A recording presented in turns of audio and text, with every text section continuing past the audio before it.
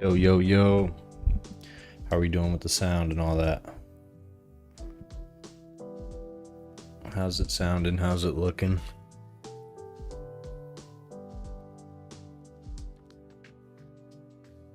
Is it too loud? On the musicality side? Musical?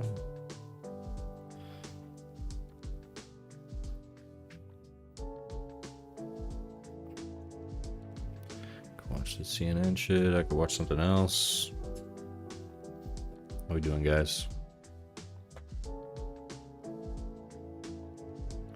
Hell yeah, thanks, Girth Boyardee. That's a crazy ass name you got there. Glad you like the intro. Just came on live because I didn't really have anything good enough to do a podcast about tonight. I was thinking about doing Candace Owens' weird time travel thing. Not really that interested in that. Maybe I'll watch that on stream. Maybe that'll be fun. I'm like a small creature swallowed whole by a monster. And the monster This is one of my favorite beats I've made. Did a little flip of this too a couple years back. This is from, can anybody guess where this sample's from? Does anybody recognize it? There's no way out.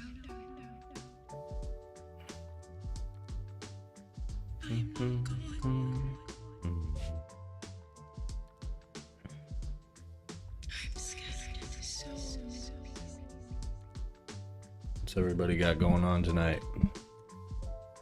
Sprinkles on your life. New snow.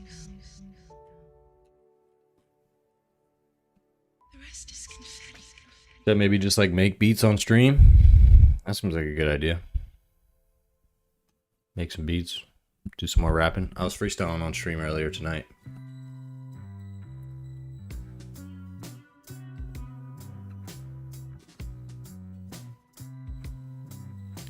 Just waiting for some people to come in here. I was trying to find like a good live stream of what's going on in Minneapolis, but there doesn't seem to be much going on there.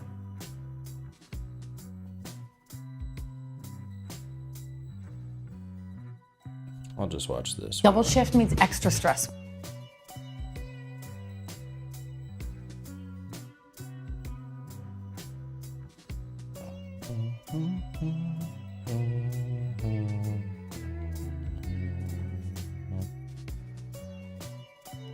Imagine if you could clean your retainer at the touch of a button. Our team of top product engineers knew there had to be a more effective. This was a small thing, but in the world of stand-up comedy, you know, especially as a woman in comedy, often you'll get a lot of like, women aren't funny. And usually those people are, you know, raging. What's the sound quality like on this? And, Can you hear you know, everything? small deed men, not necessarily, but definitely limp deed men. The point is in this case, I kind of agree with them because Whitney Cummings, who I struggle to find when she was actually funny, but hey, welcome to the biz.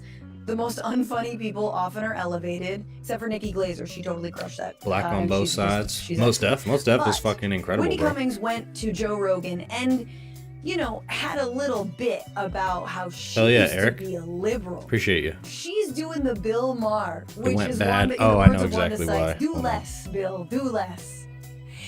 She's doing the Bill Maher and is like, I used to be a liberal. I had blue hair. Huh?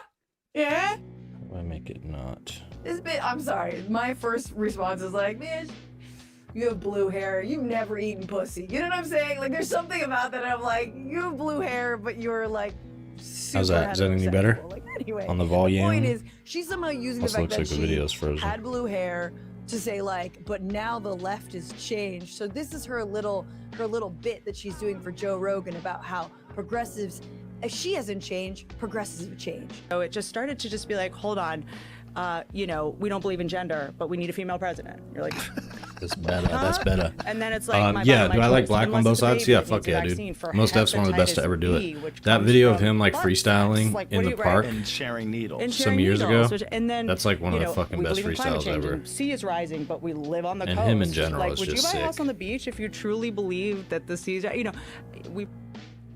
Oh, it's so good. It's so good, dude. Like she could keep going, you know. She just you know, just go even harder, girl. Like So I this think it's is when I her open the other little bit YouTube where it's page, that's when- complete non sequiturs, but because they kind of have the similar wording, she can pull one over on dumbasses. That's how. Do you like this his more works recent comedically, stuff, like, right? So you could keep going. You say like, what was aliens that don't album exist, called, but you keep on letting them in our borders. something? Haha. Rogan would have I'm loved blanking that on what one. it's called. Or you say don't huff glue. And then he put out some but you shit read with the Huff Post. Yeah, what's you it know? called? Like this is, you feel that? It's comedic. Fuck it, let's just talk hip hop and shit. He put out some shit with fucking with Talib Kweli. High Tech was actually, I don't even know if High Tech was the one who produced the second Black Star album. Was he the one who did that? Because Talib Kweli and Mos Def did another Black Star album, but they did it like on some weird streaming platform. They released it like super exclusively. So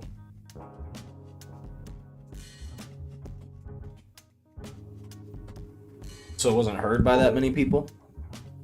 There was some good stuff on that though. It wasn't as good as the original Black Star album. Not even close. Anybody looked at Ben Affleck? Just saw my title. Ben Affleck, was he on there? I know that Matt Damon was. There was something about he said something about like cancel culture that I saw a quote of that in the media. I don't know, pretty benign, pretty run of the mill. We could watch that on here, I guess, if you guys want to. I don't know if I really care to, but I don't know. Yeah, I was going through some different content for the night. I was watching some CNN stuff. I was watching Candace Owens, but it was just nothing that really called to me to talk about. So just decided I'd hop on here and chat a little bit. I suppose we could watch the Matt Damon interview. I don't think he had Ben Affleck on there, but he did have Damon. I think they mostly talked about movies. Seems like Joe might be taking an interest in talking about movies more, or it might be that he had a run-in with more of the like Hollywood type guys, because he had Bradley Cooper on, and then he has Matt Damon on right after. And I guess these guys are promoting movies, so that's why they want to go on. Maybe they knew him and they were friends with him, and that's why they decided to do that. That would make sense.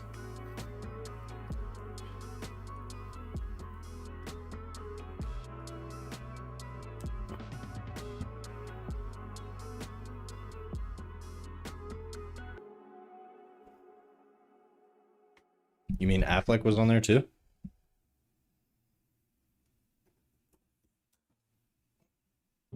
Oh yeah, you're right. They were both on there. Let's see if there's anything interesting here.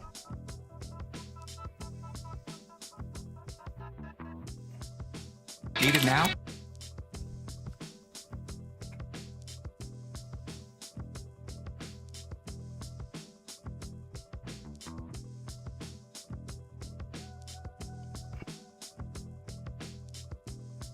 I'm just looking at the timestamps of this Joe Rogan episode to see if there's anything interesting. Yeah, it's like they talk a little bit about, yeah, pretty typical stuff for a Joe Rogan episode. Maybe a little bit more talk about ICE for 2028. Not sure exactly what that means, friend. Tony's on the clock now. Wasn't the contract 3 kill Tony and you have to give us a Netflix special? What do you mean by on the clock?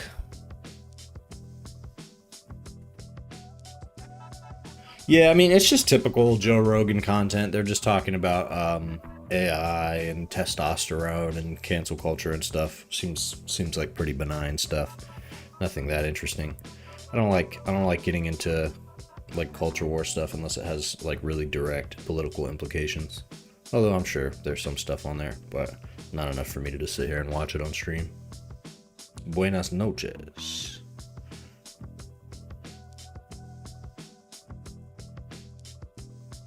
So you're saying that Tony Hinchcliffe is going to have a special soon? I wouldn't be surprised. Probably won't be very good. Tony Hinchcliffe sucks, man. That dude is unfucking bearable. Truly.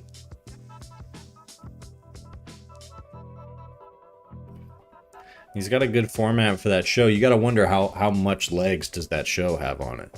They're assuming that show is going to last forever, right? And maybe it will. I mean, the Joe Rogan show has had a ton of legs on it. Kill Tony's different.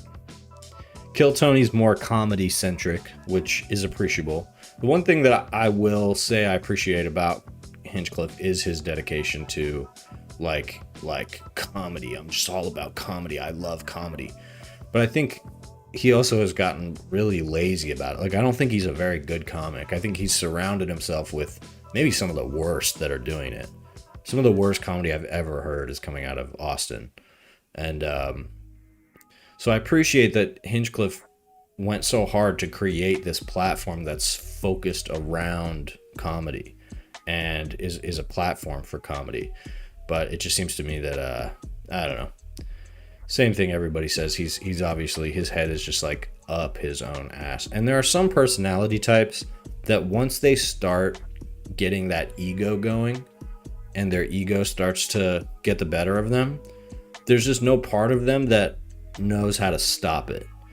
And so they will just fully go into egomaniac mode. And especially in an environment like that, somebody like Joe and the other comedians around there, they seem to only value that cultural currency that they seem to have discovered with like the Joe Rogan Experience and Kill Tony. That's everything. That's the center of gravity there in Austin. And so they kind of have to keep throwing coal on the fire to keep the egotism going and kind of keep the gravy train going. And so I think there's probably a hesitance to step on the confidence of somebody like Kill Tony, or Tony Hinchcliffe. It's funny to call him Kill Tony. So I don't know, it's just interesting. And it's interesting with Joe because he can genuinely be a down-to-earth guy who like will tell his friends the truth or even cut them down if it's necessary. And you don't really see him doing that with Hinchcliffe, and I wonder why. I wonder why he feels like Hinchcliffe should just continue to inflate his ego, because it looks so bad. It'd be one thing if he was an egotistical guy and, you know, everything was going great, which I guess it is for the most part, but it just attracts a lot of negative attention for no real reason, because that's not really what Kill Tony, that's not really what the show is about, you know? It's not really about, like, politics, and so they do the shocking humor and stuff, but, like, for the most part, it's supposed to be about just actually doing the stand-up and then teasing people, making fun of them. That's mostly what the show is. But then when Tony gets into the politics, it's crazy the level of bootlicking. He's just basically a Republican. He just says shit Republicans would say in like a gay guy's voice. Is that just the whole appeal of Hinchcliffe at this point?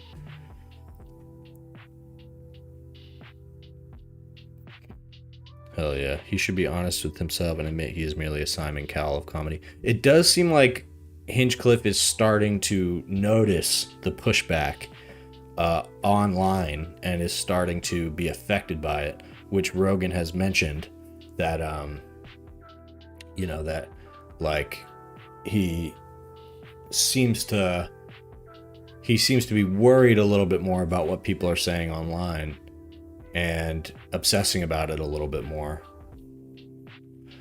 And that's just funny. Thanks, Shayna. And yeah, I don't know, because these guys built their whole brand on like not paying attention to what people are saying online. The elephant graveyard video really proved that you can make a very powerful argument. There's something about where we're at in society right now that doesn't feel like you can make a powerful argument, and it doesn't feel like anything you say is going to matter, because I just brushed my teeth about an hour ago, and it doesn't matter, because like, you know, the lies just went out, and you know, it's hard to make any type of verbal argument that seems like it makes any difference. And that's part of the reason why people turn to political violence. And I think that that's what motivates political violence on the right as well. I think that that's what makes them feel that way. And even what makes people on the right feel like they have to support the type of violence that we are now seeing from like ICE and Trump's administration in general. That's why they co-sign that violence, because they feel like that's the only way to make a real political difference. Obviously that puts the left in the same position, not to mention dealing with like the anti-reality of Donald Trump, which is where the whole, you know, simulacrum theory that Elephant Graveyard came up with flows from. And so I guess getting down to that analysis of reality and anti-reality and the relationship there is how he was able to make such a powerful argument. Whereas before, you know, these guys weren't hearing a lot of that chatter. And also, there's something different about the way Elephant Graveyard critiqued them, because you got a lot of people out there who are saying like, oh, Tony's look at him, he's a bitch, and Joe's annoying, and he's an idiot, and they're hypocrites. You hear that over and over again. That's what a lot of the comedy critique channels focus on, the hypocrisy, or just the fact that these are like, you know, washed up guys or something like that. And the difference with the Elephant Graveyard video and his videos in general, at least as of recently, is that they really get at something a little deeper than that and a little more interesting than that. And I think that's probably why it caught their attention in the Austin scene, and just more people saw it. Even Mark Maron said that he had seen it, and I'm sure Joe Rogan and Hinchcliffe have seen that video. And that was the point I made in my video, was that the fact that they were playing at something that is a little conspiratorial and a little bit like otherworldly is why it works so well, because that's what Joe Rogan's brand is built off of. And so critiquing him on those terms is frankly just a lot more interesting to his audience, and probably to him himself, you know what I mean? So it's just something about that really cut through. And now it seems like that has broken the dam, and a lot of the comedy critique channels seem to be making a little bit more of a dent now. So that's interesting to me.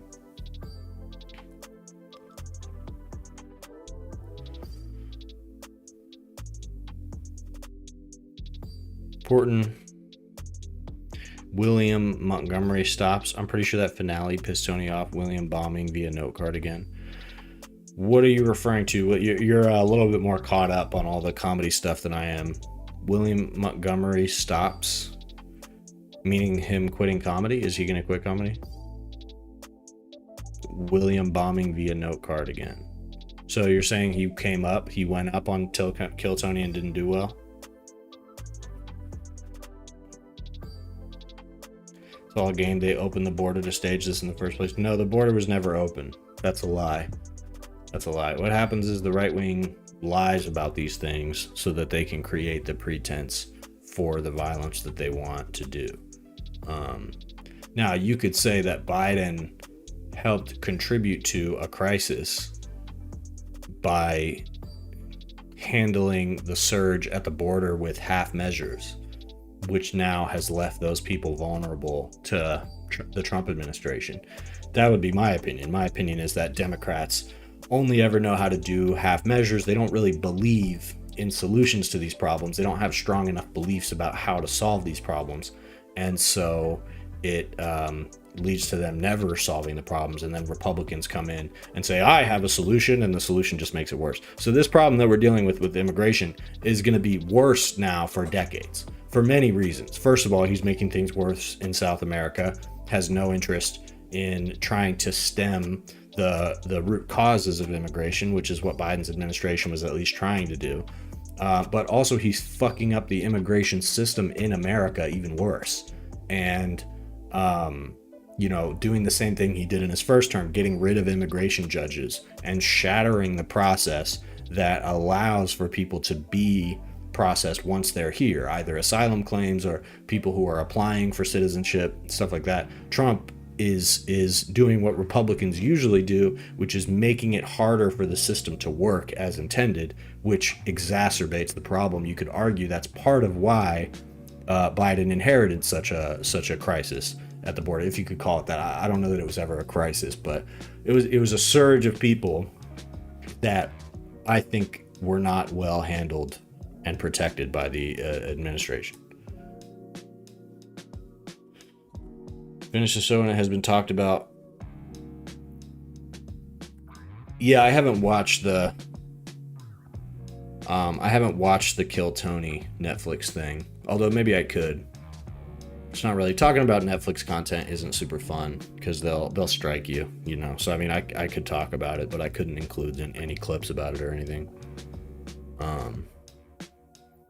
I would watch that. You know, I'm not really that big of a fan of Kill Tony. Of all the comedy stuff that I pay attention to, it's a lot more like, I like Bad Friends. I like the Rogan Experience. Well, I don't like Joe Rogan Experience, but I pay attention to it. And I used to like Joe Rogan. And, you know, I like the East Coast comedy podcasts, you know. I like Stavi's podcast. I did watch Being Ian with Jordan for a long time. I do like Story Wars, unfortunately, even though Luis J. Gomez is extremely sus. Yeah, it just sucks. It's obnoxious. Not really my kind of thing. Although I like the concept of it. I like the premise.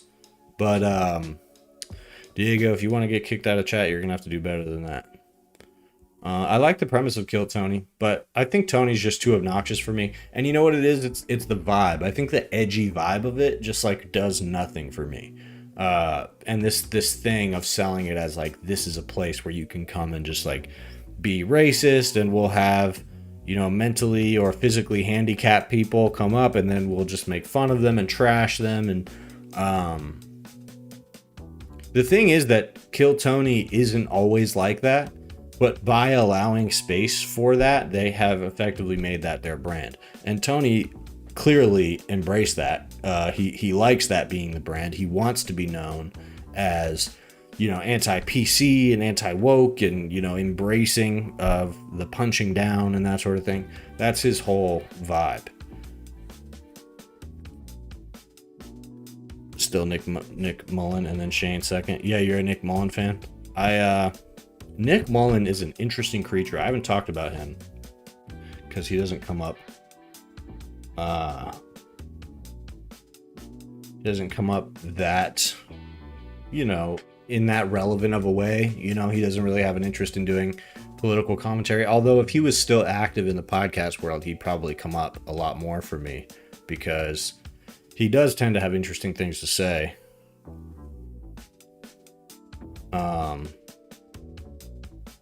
Mullen is interesting because he seems like... So how much do you pay attention to like the Adam Friedland show, Eric? Because to me it seems like Mullen was the talent behind Cumtown. But I think people underestimated how much Stavros brought to the table. Clearly he's funny and people know he's funny. But I think he got kind of written off as like being the laugh track of the show or whatever.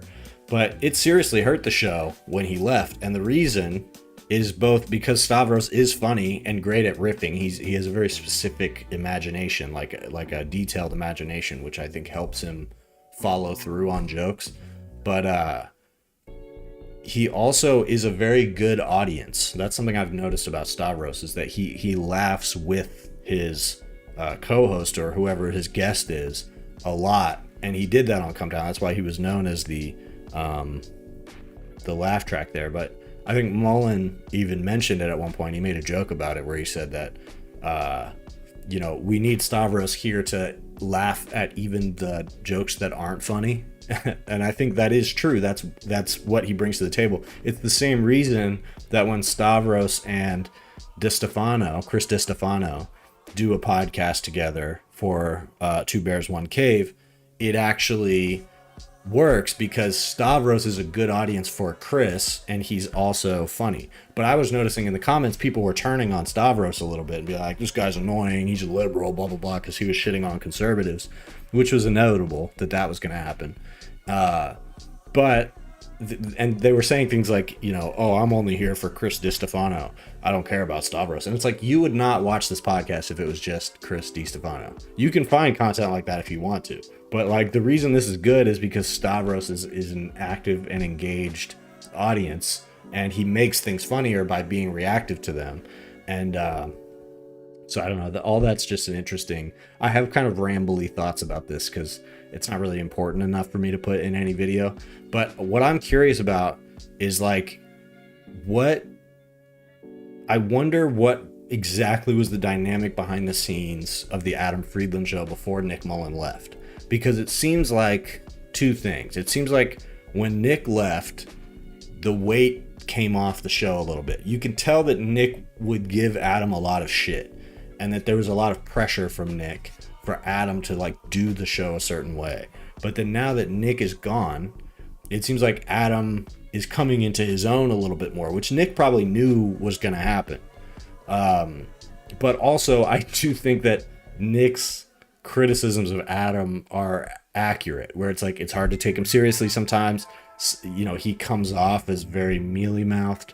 Like, sometimes he's not very good at it. You know what I mean? So I can understand why Nick, being the person trying to pull off the show, was frustrated with him for a long time. But also it seems to work better now that he's gone. So like, that must be kind of shitty for Nick, right? Like, things seem to work better without him. You know, Stavros' career took off when he left Come Town. Adam's career is taking off now. And it's a shame because Nick has all the talent. Like, not necessarily more than them, but like, he is a very particular talent. And he could do just as much, if not more, than both of them. But he has this self-hatred. The sardonic quality of Nick holds him back so much. And I think that's something that his audience knows about him. And that's why they follow him. Because they're like, you're talented, you're funny, and we want to see you do good things. But we know you won't because you just don't care enough to.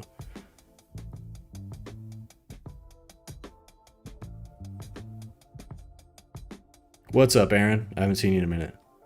Nick is like, Tosh, not worth pursuing. Comedy as you get older, you feel stupid and you're already rich. Yeah, I mean, I guess that's a major thing about it, is that like these fucking guys get rich and then they don't really know what to do with themselves. But it's just such a shame because if Nick to me seems like a passionate person, but it's underneath too many layers of like self-hatred and what do you call it when you hate other humans? I can't remember the word. How have you been, Aaron? It's good to see you.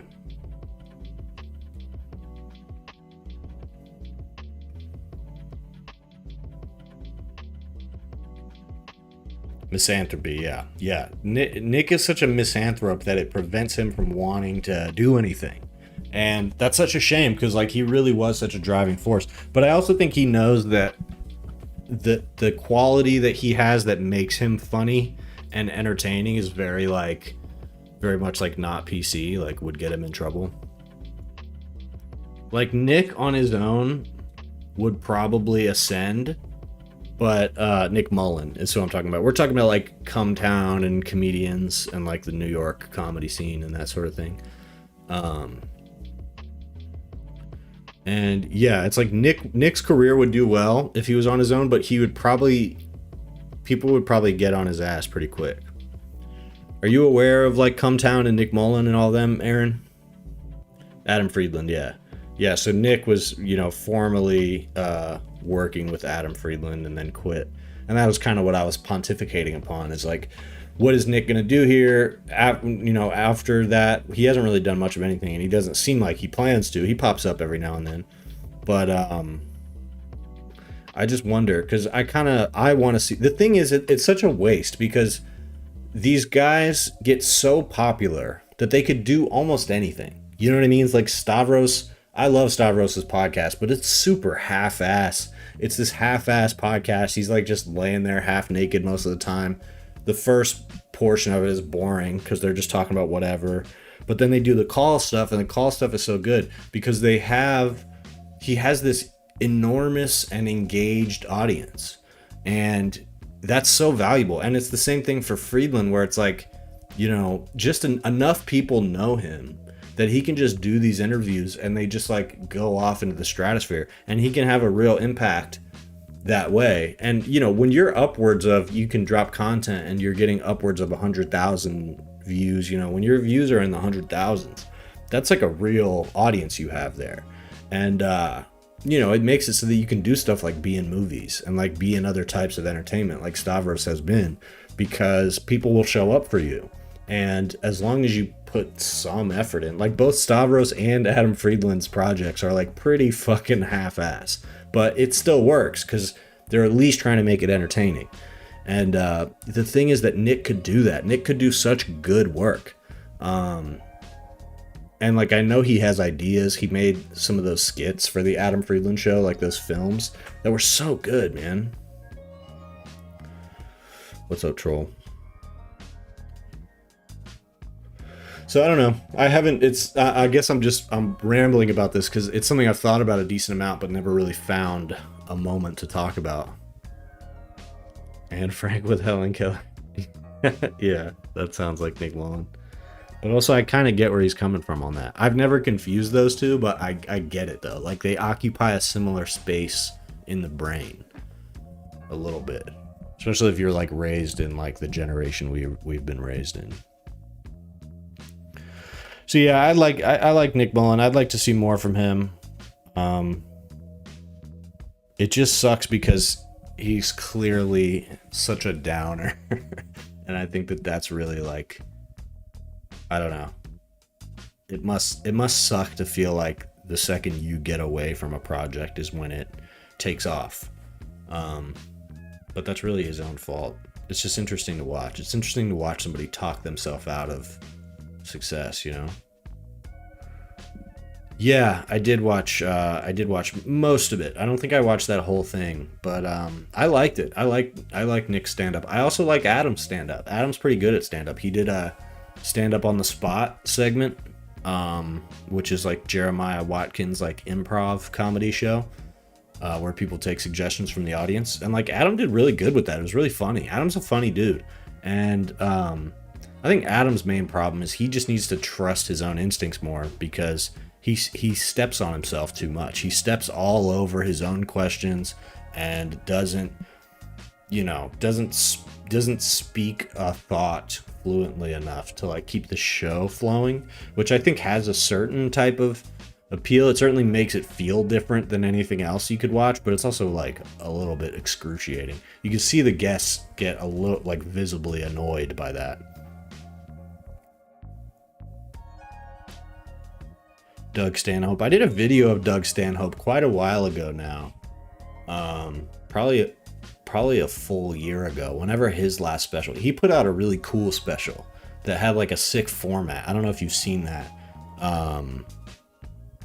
Aaron, where it was like an old TV, like one of those like old school TVs on a table, and the whole special was playing on that TV, but it was a nice, beautiful camera shot showing the TV screen of Doug Stanhope performing, and it was beautiful. I loved that. It's not easy to pull off like a stylish approach to comedy like that, it's risky because who really wants to watch that, but it was perfect because it was a YouTube special. If you put that on like Hulu or something, it probably wouldn't work. But something about YouTube, people go to that for like background stuff. So I thought that was excellent. That was a home run as far as I was concerned. And I had a couple criticisms. The only thing that pissed me off about that is he had a joke in there. Maybe I shouldn't say this because I don't remember the joke well enough to like really critique it well, but I did in the video that I made about him, where he does this joke about abortion of like, I can't watch another old male comedian do a joke where they take the bait on abortion, and they're like, well, I support abortion because I've had girlfriends do that, you know, I'm not no stranger to abortions, but it is murder. I've heard so many comedians go with that premise, and I hate that fucking premise. It's such bullshit, because even though they're joking, that part isn't the joke. They take that as the joke, or as the premise, the reality that we're all sharing, and then they make jokes about it. So even that doesn't mean that that's what they believe. It's still part of the craft of comedy, but I just find that so fucking annoying, bro. I've heard Louis C.K. use that same premise. Bill Burr has used that same premise. I think even Mark Maron used a similar premise at one point, and Doug Stanhope. And I'm just like, man, first of all, that's hack. Second of all, think about it a little more. If so many people have used that same premise, then like fucking there's gotta be something else you can say about it. And it's not to say that the jokes were all the same, but I don't know. I think it's hard. Comedy is tough for me. I do, when they get political, I kind of can't help but look at it through a political lens. It's rare that somebody will have a political perspective that I find objectionable, but I can put it aside because it's funny enough. I guess it's not impossible. I'm sure there's specials I've watched like that. There's certainly comedy content that I'll watch that I don't agree necessarily with the person, but I think their content is good. But I don't know. Seeing all these, because all those guys I named, Louis, Bill Burr, Mark Maron, and Doug Stanhope, although Doug Stanhope's a little more on the libertarian side, those are all dudes who are like reasonably progressive, you know, like people that are looked to for reasonable and grounded perspectives. And, you know, I don't know, for them to just take I just hate that we've conceded the ground that abortion is murder. That's such bullshit. That's such a dangerous idea. It's such a dangerous way of looking at it. As long as it's a serious argument, that's a serious joke. I appreciate that. That's well said.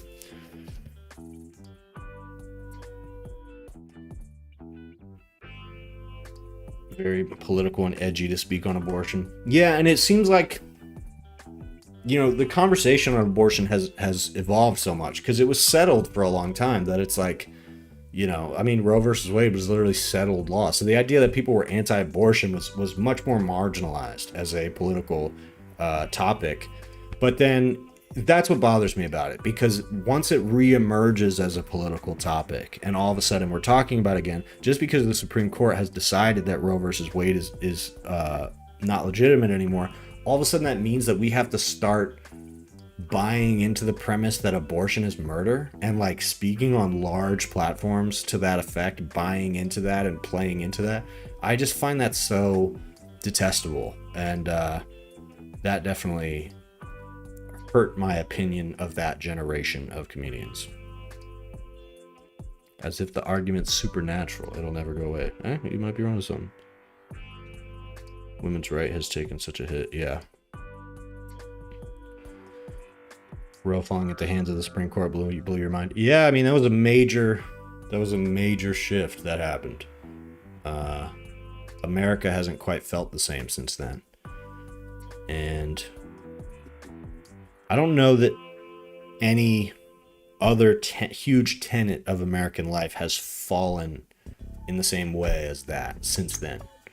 Maybe. Should I hit a freestyle? I was doing a freestyle before. What do you guys think? Should I do a freestyle? I'm going to go to the bathroom real quick. I got to go to the bathroom. But hit the chat. Let me know in the chat if you want me to rap, because I can.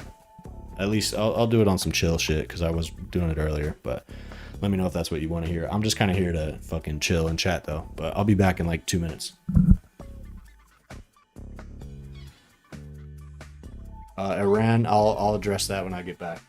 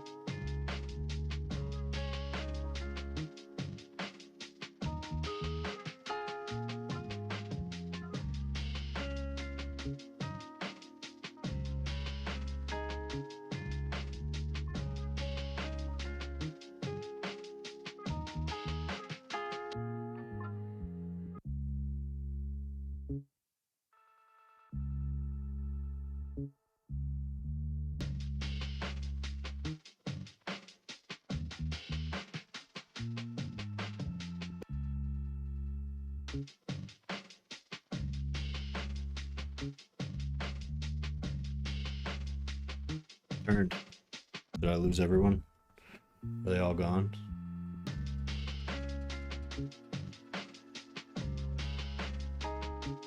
Jesus, you guys are getting crazy in here.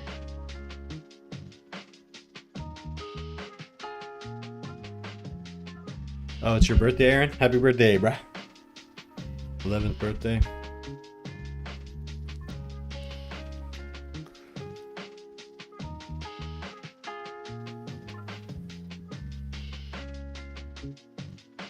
Free on iPhone with Netflix. You can play Red Dead Redemption. So is Netflix gonna take over the? They're gonna try to take up space in the fucking in the movie world, or I mean the in the movie world, in the video game world. Is that the plan? Netflix is gonna do what they did to Blockbuster. 14.8 billion years old. That's a lot of billion years. I don't even think, is the Earth even that old? I don't think the Earth is that old. Or is that exactly how old the Earth is?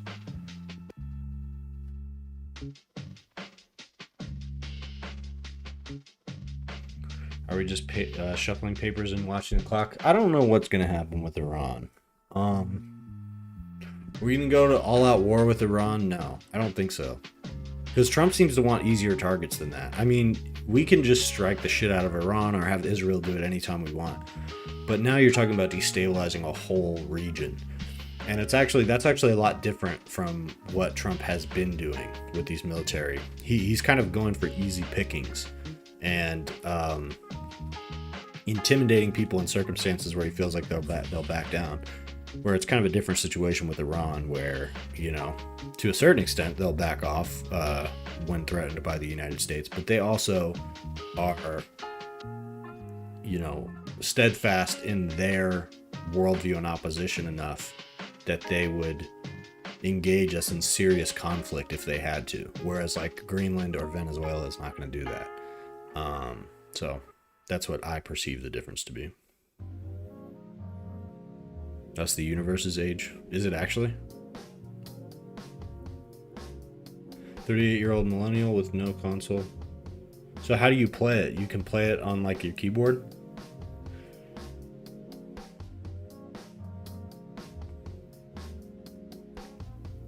Every first world country did evacuate. But what is it that, I don't know. Honestly, to be honest with you, I haven't been following the situation with Iran that much. Let me pull it up. Let me do my freaking homework.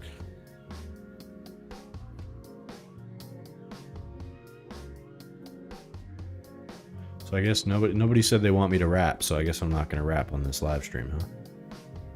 I see how it is. I see how it is.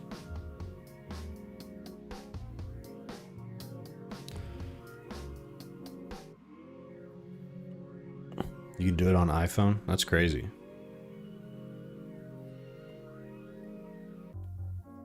Let's learn together. Okay.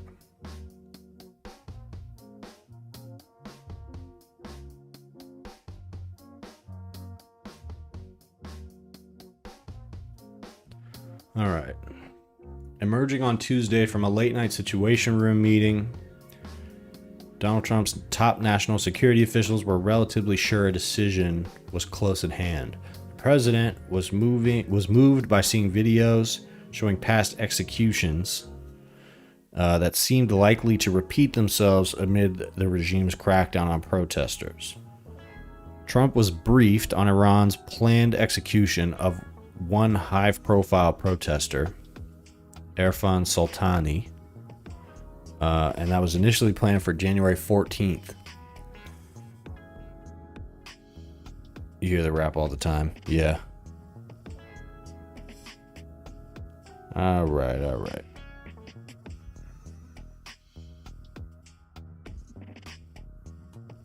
So you're saying you prefer the commentary, Aaron? Well, I do much more commentary than I do rapping, which is probably how most of my viewers would prefer it to be. The president was deeply troubled when we say stop policy. Venezuela didn't listen. Yeah, but there was also nothing that Venezuela was even told to stop. In the case of Venezuela, they just wanted to show force. Deeply troubled about the prospect. What? Trump cares about executions of protesters? I don't fucking buy that. But what I'm reading from this is that they can pretty easily manipulate Trump by showing him different videos and stuff. Little Dicky stuff.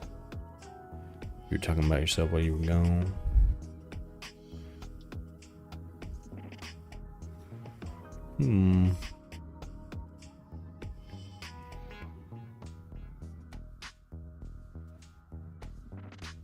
Have you heard any of my rap stuff, Eric? I know you've heard the intro for the podcast, but I also do like freestyles. I just did a live freestyle earlier today. That was decent. Not my favorite. Not the best one I've done, but it's funny because sometimes when I do those freestyles, I'm really locked in and like I have a bunch of topics laid out for myself and I get into that. But then sometimes when the chat is more engaged, which is what I prefer, it's actually harder to stay on a topic because I just keep getting thrown off by whatever the chat says, which is also what happens when I'm just talking. No decision was conveyed during the meeting. Trump indicated he would continue to weigh options. After encouraging Iranians to take to the streets and declaring help is on its way. That's fucking crazy. I didn't even know that Trump encouraged Iranians to take to the streets. That's fucked. That's fucked up, bro. People are taking to the streets in your fucking country, but those people are terrorists. The lack of any need for anything that this administration says to make sense. Eric wants a few bars. Hey, what's up, Amira?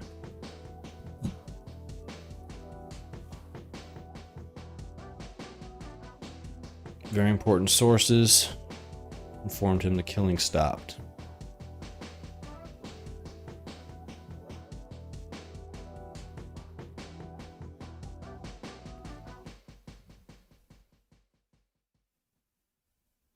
Insane in the membrane. I heard somebody in my chat earlier who was talking about Cottonmouth Kings. Although I guess that's fucking Cypress Hill. Bars about the comedy scene meshing into global politics. Okay. Yeah. Tony Hinchcliffe got a thing on his lip. Got a little sick. Yeah, from just fucking around like he does in the streets of Austin or Houston, being slick. Yeah, the takeover of the in the closet gays that can't tell you, but they want to come over and they want to have a lot to say, a lot of commentary that's gonna bring you down a peg, trying to be a downer and punch down at you just so we can feel the feeling that we always felt, but that's the factor. And that's some crack for, yeah, that might cause some cracks in the concrete, the asphalt, blacker than ever, underneath the heat of the sun, that might just melt ya. Yeah, Cottonmouth Kings, and I'm around now, can't even think of a song that they sing, or a rap that they drop. I'm going off the top. Yeah, like I'm on stage, doing stand up on the spot with Jeremiah Watt. Getting suggestions from the crowd, and then I'm just rapping about it a lot. And I'm rapping out loud, and I'm trying to be loud, trying to speak out, because all these comedians want to say what they think, but they don't really think about the consequences, and they just get to keep having lucrative careers without ever dealing with the other end of it, the other edges, trying to be edgy, edgelords. They gonna catch the edge of this. Knife I'm bringing, yeah. Amira caught that comment early before I saw it while I was singing and I was rapping. Now I'm thinking, now I'm on some different shit. Got an inkling, I'm dropping every day. Yeah, blowing smoke out my brain. My shit going insane like it's in the membrane. Cypress Hill, trying to ride up the hill. I'm trying to try this still. Can't remember a song from Cottonmouth Kings. I'ma say that again, for real. Yeah. Insane in the membrane, hitting the bong. Hits from the bong that might just get me singing along. Still, I'm trying to ride it for real. Trying to rock it against the will of anyone who's trying to stop it. They want to act like they're joking, but I know the difference. I know what a joke is, and I know what the smoke is, and I know what their being broke is. Now I'm trying to hold the whole thing open. Yeah, opening up the door. Yeah, Cottonmouth Kings, take you back. Said some shit I didn't mean and had to take it back. Yeah, and I may relax. Yeah, may go faster. Boom bap, getting on the wax. Going blacking out. Now I'm bringing it back to the past, back to the future. Candace Owens was talking about Charlie Kirk being some kind of time traveler from the future, and that's the only reason he got murdered, because he has to have special powers. He can't just be a normal guy who was killed for the things that came out of his own mouth. There's got to be some other explanation. There's got to be a conspiracy at hand and some other nation that's putting their hands in a pot and trying to get him stuck in a basement. Matter of fact, Charlie Kirk is still alive and he's trying to reach you right now. Matter of fact, he's calling me. Let's get him in the stream and have a conversation. All right. I think that's enough rapping. What do we think? You were frozen? I'm thinking about doing more of these streams where I like go back and forth from rapping, because I do the stream of conscious rap shit where I'm just rapping the whole time, or I just rap for like an hour, which is fun, but that's genuinely tiring. It might work better if I just do like talking a little bit and then freestyling a little bit and then talking a little bit.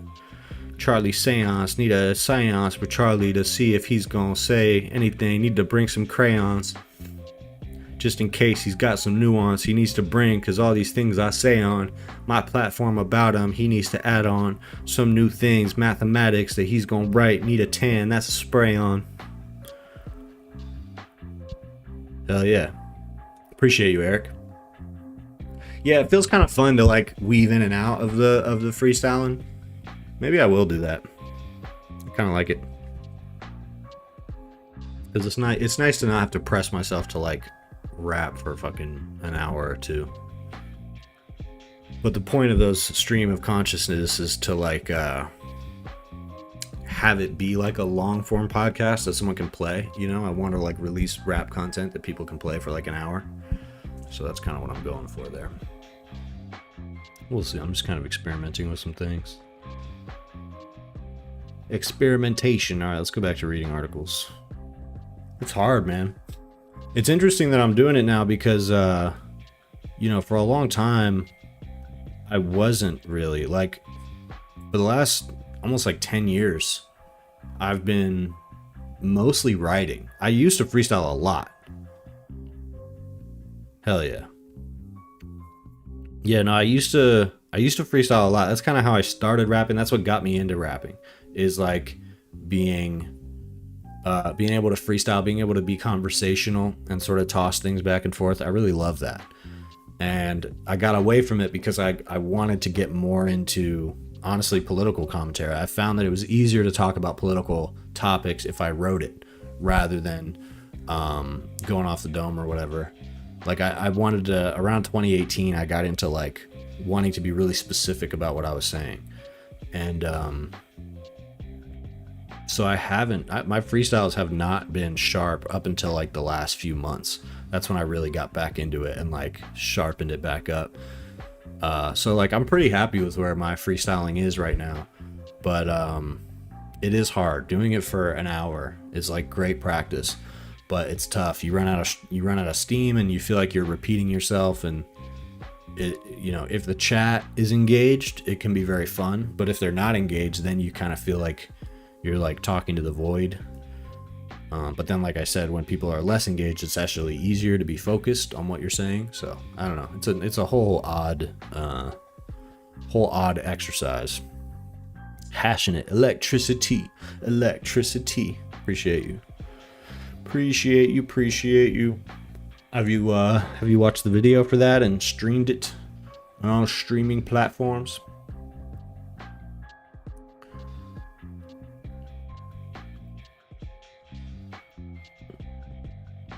want to know more about why this shit is happening in Iran.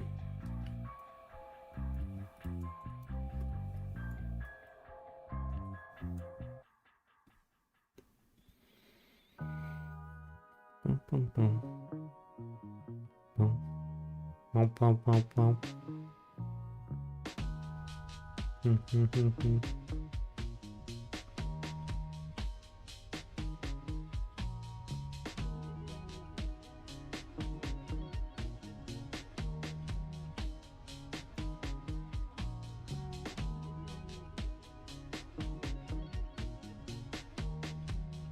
Oh, really? You just now pieced it together? Yeah, that's my song. Yeah, if you just go straight to my channel, I guess it won't pop right up right now because I'm live. But if you go to my channel and scroll down just a little bit, you'll see where I have my songs. There's a visualizer for electricity right there. And it's also on all streaming platforms under the same name as my channel. What's my favorite video I've ever made? Yeah, 2026 is going to be absolutely fucking insane. I have no idea what's going to happen this year. What is my favorite video I've made? I actually have never thought about that. The biggest video I've ever done still, as of right now, is the video I did about Elephant Graveyard. And his video about Joe Rogan. That video got like 50,000 views. That might be one of my favorites. I don't know if it's my favorite.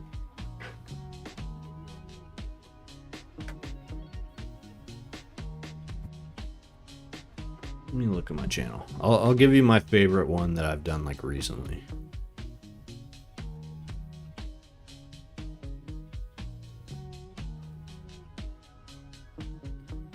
Favorite one I've done recently. I did one about Candace Owens a few weeks back. That was a good one. I thought about doing another one about Candace tonight, and I didn't. But I almost did. I like the videos that are about more straightforward political topics. Those ones don't always do as well, but those are a lot of times my favorite ones to do. I went hard on Tim Dillon recently. My recent video about Tim Dillon was pretty fire. Mark Maron is always fun to talk about, or he's been fun to talk about lately.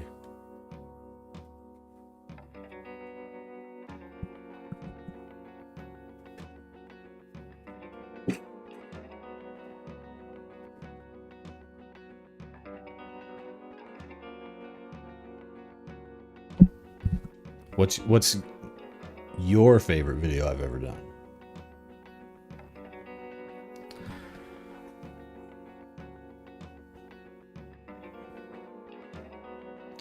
ICE operations are to create a violent response. Martial law. Canceled indefinitely. Yeah, I think it's not like... how do I keep up with what Nick Fuentes is saying? I don't often. I don't pay that much attention to Fuentes. I've been thinking about it lately, though. I've been thinking about going harder on Fuentes. The problem with him is that anytime I talk about him, anytime I even mention him, it brings weird ass people into my comments, and they do weird shit, and like it's very subversive. They're trying to be subversive, and so just having that energy in my comments is like just odd. They make me uncomfortable. They do things like send me money and say anti-Semitic things in the super chat. You know what I mean? Because like they're trying to ingratiate themselves. Very bizarre stuff. Hell yeah. As far as for where he's found, I don't know. He's on those like off sites. He got banned from all the sites, so he got used to streaming on like Rumble or whatever. I'm just talking about whatever. What's up, Real Digital? Jay Simpson. He was just asking me about Nick Fuentes and what my favorite video that I've done. Antiseptic tank things. Normalizing off-brand behavior. Yeah, and like just trying to they try to take up space, and their goal, the thing about the Groypers and Nick Fuentes that is incredibly potent is they're always focused on making a political impact and trying to move the needle in one direction or another. They're very diligent about that, and I honestly think that that's the major aspect of the groypers that like people need to take note of, is the fact that they're very pragmatic in how they go about pushing their politics. And like in the case of Charlie Kirk and the groyper wars, where Nick Fuentes was sending people to go harass Charlie Kirk at his events and bring up Israel and make it this Christian nationalist thing, and essentially accuse Charlie Kirk of being not America first because he would support Israel. You know, Nick Fuentes won on that, and it wasn't necessarily something that he was always going to win, because back then Charlie thought that if he shut Nick Fuentes out and ignored that type of trolling for long enough, that eventually it would go away, or that, you know, Nick Fuentes could effectively just be written off as an anti-Semite.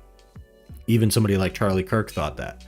But because he stayed with it, and because events unfolded in a way that Nick Fuentes was able to take advantage of, like Israel becoming a more politically toxic conversation, that made it so that eventually, you know, Nick Fuentes, that argument that he was making about Charlie Kirk not being anti-America first is like, that's the mainstream Republican belief at this point, you know. So he mainstreamed that idea by being consistent about it, and frankly being sharp enough that he knew that opportunities would come around to radicalize people on that.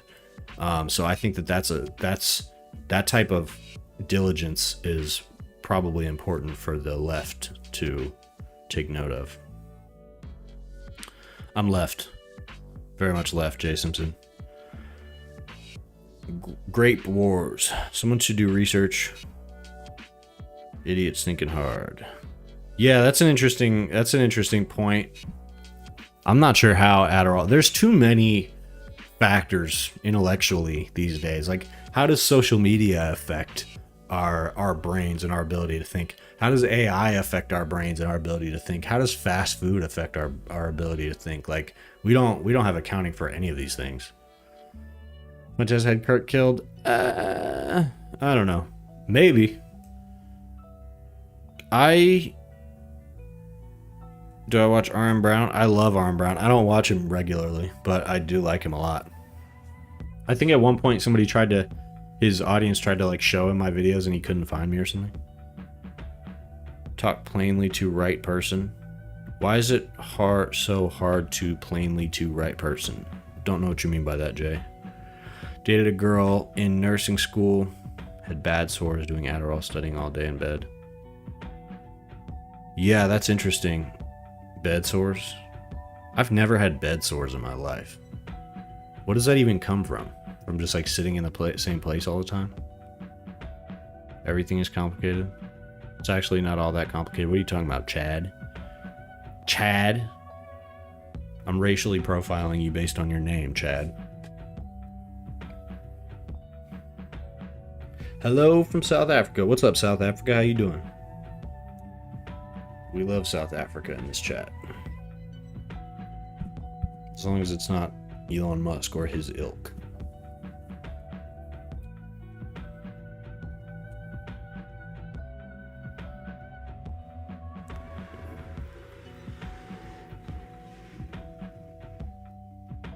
Something weird is going on out here.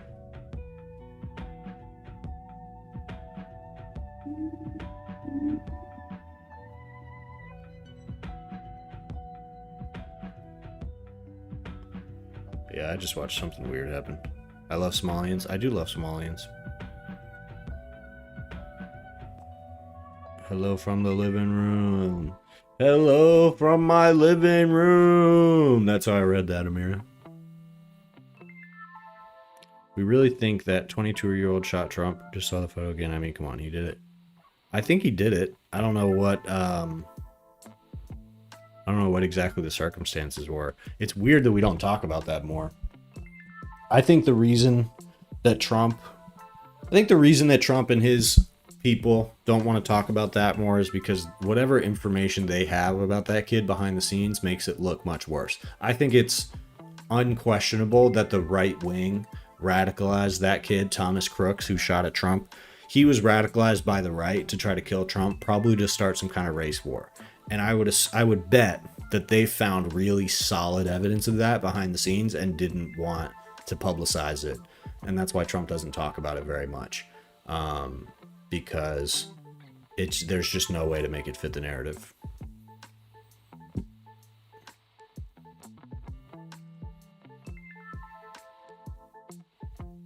You can pop your collar if it helps. Well, I more so just wanted to know what you meant by the thing you said before. What's not all that complicated? Jay Simpson got valuable time. What did Jay Simpson say again? I'm right-leaning center. Why should I talk to you if you're just one side? I don't give a fuck if you talk to me. I'm just on the left because that's the correct position. I mean, I'm of the mindset that America is too far right.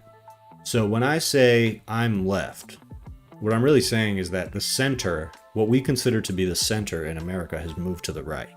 So it would be irresponsible for me, as somebody who cares about an egalitarian society and things like human rights and civil rights, it would be irresponsible for me to characterize myself as a centrist or in the center, because I have watched, just in my adult lifetime, which is like the last 10 years or so, I have watched American politics be dragged to the right by figures like Donald Trump. So I'm not a centrist. I'm on the left. I think American politics needs to be dragged further to the left. If we had a more sane political conversation in this country, then maybe I would occupy a more centrist position. But I'm not going to gaslight myself into thinking that politics that are not normal, like the politics offered by Donald Trump and Nick Fuentes, are, a reasonable right, center-right position. It's not. That's far right. So the fact that any centrist is closer to that type of politics than they are to my politics is just a sickness in American culture. I'm a physical book kind of guy. What do you mean? I do read. Regarding all the other factors you mentioned. Oh. Well, maybe I shouldn't have racially profiled you, Chad, because that's not a very charged topic that you were responding to, so I appreciate that. What are stereotypes based around? I don't know. It's kind of...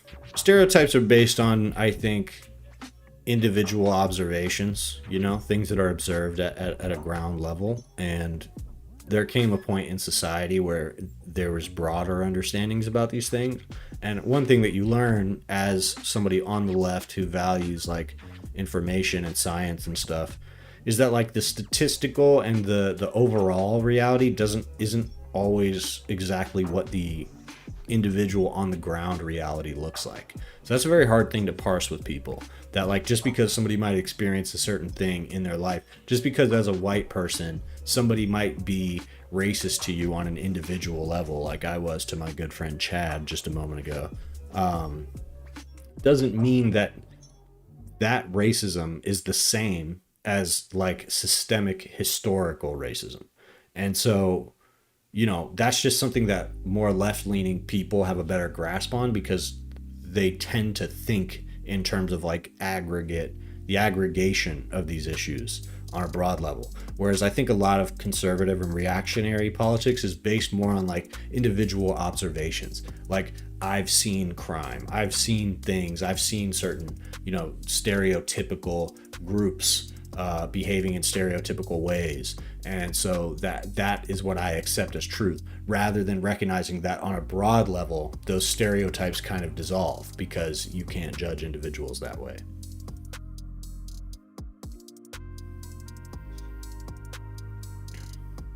Stereotypes are shortcuts to help you get throughout the day without less mental exhaustion. I kind of agree with that.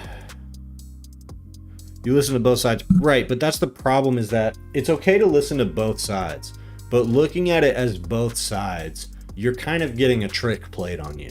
Because if what we consider to be both sides is sort of what appears on the news, right? You have Fox News and that's the right, and then you have CNN and MSNBC and that's the left, right? That's both sides. It's not all of it, but that's like this. That's what we consider to be the center, right? Is those two sides. So the problem is that Fox News is essentially far right. They espouse far right ideology on Fox News. MSNBC and CNN do not espouse far right, far left ideology. Not even close. Not even close. It's corporate liberal ideology. So liberal is center left at best. And the problem is that if you are looking to the center left as that's me listening to the left side, but then the far right is what you're listening to get your information about the right side, do you see how that's biasing you towards the right? You are being biased in a more further right direction than you're even aware of because of how the political conversation has been shifted in a rightward direction. More left-wing, but I'm an anti-ideologue. Shouldn't be your identity. I mean, whatever. You know, we all make these choices. I feel very strongly that America needs more left-wing voices. America needs more left-wing policies. You know, the fact that there's no strong left flank that goes beyond the MSNBC, CNN corporate liberalism that we've gotten over the last several decades. That's why we are in such a bad position. So the reason I say I'm a leftist, and I make no excuses for that, and I don't say like, well, I listen to both sides, even though I do. I listen to more, you know, a more diverse stream of content than most people just because I do commentary. But, you know, I don't consider myself any kind of centrist because I realize that American politics is disproportionately balanced to the right. Bye, Mira. I love you. I'm sorry I didn't see your attempts. Hell yeah, Chad. Okay, I was wrong about you, Chad. I didn't see your comment about how you're hyper left leaning. You're welcome here, Chad, and I appreciate you, and I'm sorry I racially profiled you. Damn, there's a lot of comments I missed.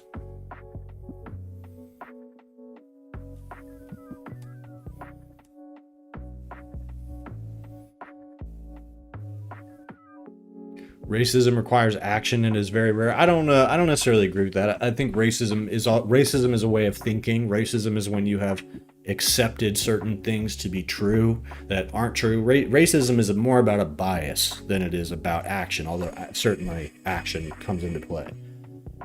Trump trying to bully South Africa, but there's more Americans visiting than ever. That's interesting. South Africa. So do you guys like Trump there? What's the rhetoric like there? Do you run into a lot of people that like Trump, Larado? I listen to billionaires and the people they steal from. Facts, Repo Medallion. That's exactly how it works. Here's the kicker. Everyone's prejudiced. Only white men get in trouble for it publicly without. I don't agree with that. I do agree that everyone's prejudiced. White men are not the only one who get in trouble for that. I do agree that sometimes the scrutiny is only applied in one direction. Like, you know, being racist towards white people is not something that will get you in trouble as much as being racist towards black people. Just like being sexist towards women will not get you in as much trouble as being sexist towards men.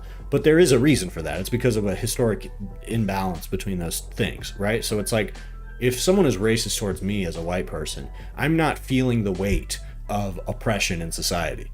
I'm at most, it's somebody who's rude to me, it's annoying, it might bother me or get under my skin a little bit, but that's it. But when it comes to a black person, like there's a history there of racism. And so maybe that person doesn't care about whatever insult you call them, but it doesn't change the fact that if you were to not even call them an insult, but maybe say something that that makes them feel uncomfortable, like you kind of made a reference to a stereotype or something. That's the kind of thing that black people have to deal with all the time.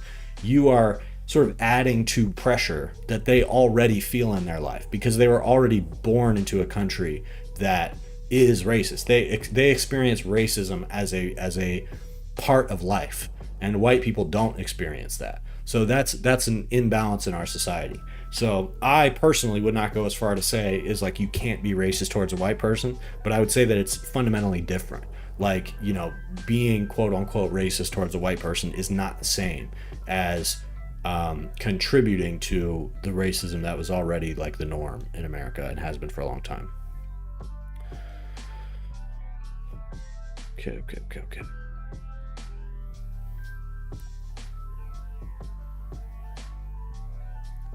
Taking faux news is anything worth listening to is a choice. Needs more balance. You won't even talk to me. See how I feel. Stop being a crybaby, Jay Simpson. The reason I'm not talking to you is because I'm reading all these other comments. I've responded to everything you've said.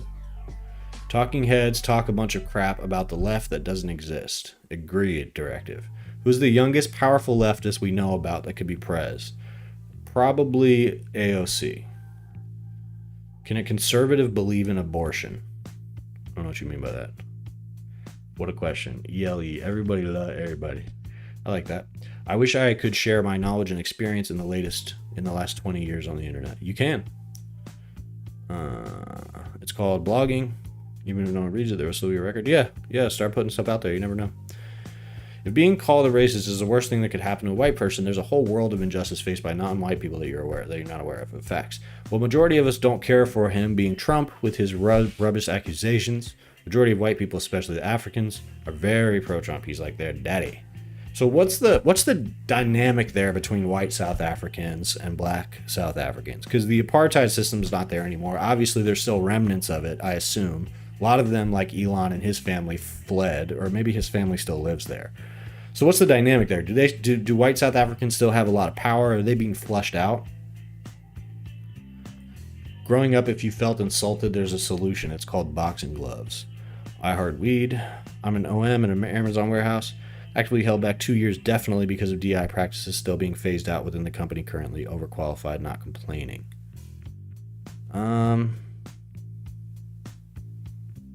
You've been held back. I'm a minority in an Amazon warehouse in Alabama. I don't know. I don't know if you should, because even in that case, so you're looking at DEI policies and you're saying that this has held me back in my workplace. Maybe you're watching minorities get promoted above you. I would say there might be a different reason for that other than DEI policies. But the point is that there's a reason those DEI policies exist, which is that historically the only people who would have gotten those opportunities in that warehouse is white people. So DEI is a certain way of changing that. And frankly, it doesn't mean that white people get excluded. It just means that other people are going to get opportunities that they would have been written off of before because of their name, because they don't have as good of a relationship with the owner or the manager. Historically, that's how those things work. So just because now there are measures that don't favor white people as much doesn't mean that all of a sudden the cards are stacked against you. Because the reality is that black people for all of American history have had to live in a world where they have to work harder in order to accomplish the same things. So what's the perfect policy to balance that out? I don't know if there is one. I don't know if you can do that in a way that some people aren't going to feel excluded. You're certainly not the only person to feel that way. But at the end of the day, like it goes beyond you. Like there's a reason those policies exist. It exists in context. And so you can advocate for yourself without feeling like whatever DEI policy is something that's holding you back specifically. It's not really about that. It's about other people who never would have been given an opportunity are getting an opportunity.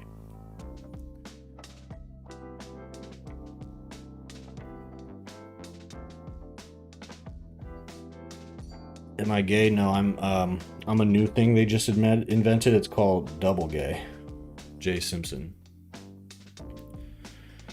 This is why conservatives don't want to talk to you. You refuse to listen. You haven't really said very much, Jay. I'm trying to talk to you, but you also see that I'm talking to a bunch of other people right now, and you're not really giving me a lot to work with. What was the thing you said about abortion? Let's talk about that. You said, can a conservative believe in abortion? You're saying, can a conservative believe that abortion is okay? Yeah, they can, because it's a common sense position that people should be allowed to get abortions. So, I mean, what's the point of that question? 15 years younger and high school versus a master's? I don't agree with the premise that positions were supposed to go to certain people first. They feel like they were being victimized by the policies despite still being more successful in retaining wealth acquired during colonialism and apartheid. Okay, so Eric and Repo, I don't know exactly what you meant, Repo, but Eric. So look at the comment that she just said, Lorado. So she's talking about South Africa, apartheid South Africa. Not exactly the same. I'm not saying it's exactly the same. I asked her what the dynamic is like there, because it's not apartheid South Africa anymore, and the white people there are no longer in a position where they solely can benefit from like the profits of the land or whatever. So what she's saying is that those white people, now that they're not allowed to do that anymore, they feel victimized by that. They feel like they are being unfairly victimized, when really they're still more successful and retaining more wealth than the black people who live in South Africa. So do you see the parallel there? I'm not saying it's exactly the same. I'm not trying to compare you to anything, but I'm trying to get you to see the dynamic there, that very white, very powerful white people in South Africa are now on the receiving end of policies that are meant to redistribute some of that wealth and to balance out some of the power that has been disproportionately in their favor. And they feel victimized by that, when ultimately all it is a rebalancing of the political dynamic in Africa, which was unbalanced. So the political and economic reality in America since America's founding has been unbalanced. And we only in the past couple decades got to a point where we started to correct course a little bit, and then now that's being blown apart by the Trump administration. So here's the thing. A lot of DEI policies are going away. So the DEI, like, that argument has been won by the right wing. Whatever comes after it, whatever other solution is probably going to have to be something different than that. But the point is that progress that was made because of things like DEI is now going to be undone. And that's not going to lead to more equality. You understand? Like, to the extent that we do have more equality in America now, it's because of affirmative action and DEI policies. Not solely, but those things help. You see what I'm saying? So it might not always feel like it's benefiting you personally, but ultimately it results in a more balanced society. That's the point of it. That's at least what the goal of it is. So in my view, if you're going to argue against those policies, you have to argue that on the whole, it leads to an unbalanced situation, rather than arguing this is unfair to me because I feel like I'm qualified for this position. Then instead it should be, this is how I can quantify that DEI policies have led to, disproportionate opportunities for black people. I don't think anyone can make that argument. I think white people are still disproportionately the ones who have access to opportunity in this country. But it's just that in order to correct that disbalance, you have to apply some policy at some level, and that policy is going to have some side effects that some people don't like.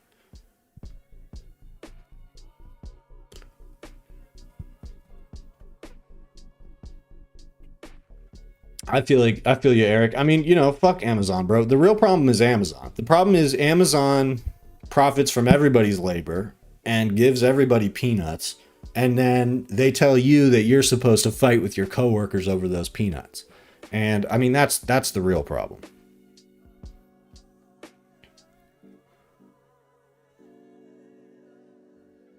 Equality feels like an attack to those with privilege. I would only defend we stand alone as a country. The capitalism we strive for here should be the best man for the job. I agree, but we can both agree that historically and up through till now, black people have not experienced that America. So the only way that black people and other people who aren't white can experience America where the best man gets the best job is if there's policies that balance the situation. So like I said, I'm not sure if DEI is the best way to do that, but it is a way to do that. That was the point of the policy. The point of the policy was not to exclude anybody. The point is to try to balance the situation a little more. But certainly a corporation like Amazon is always going to go about that in a irresponsible way, and they're always going to go about it in a way that makes others feel like jealous, like something has been taken from them, because that's the nature of these things. There's plenty of money to go around, but all that money goes to the top, and everybody else has to feel like the next man is the one who's getting the real benefits and they're getting screwed over. That's just the nature of the society we live in. And I don't think it is balance of outcome. I think DEI is about balance of opportunity. DEI is about balance of opportunity, not about balance of outcome. They make conditions so strenuous that drivers have to pee in bottles. Yeah, haven't heard much about that for a while. Exactly, Jackie Robinson, best man for the job.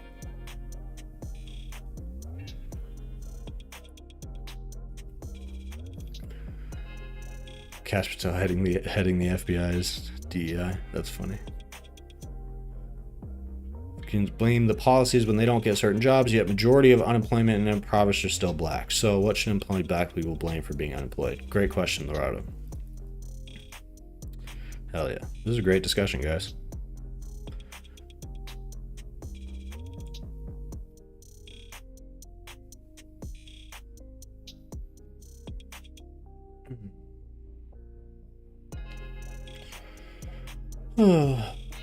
Don't know how much longer I'll stay on. Maybe I'll stay on till maybe I'll stay on for another half an hour. What's up, Raven? Good to see you. Good to see you. Manager, sit like 100 kids who feed the robots. So do you feel like they're going to automate the jobs away sometime soon, Eric?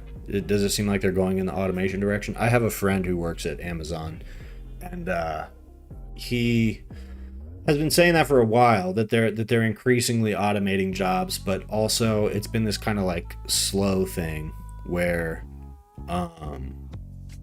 it's like they keep acting like they're about to switch over, but then they never do. And that seems to be the pattern with the automation stuff, is like they act like it's a lot more viable than it actually is. That's how it seems to me.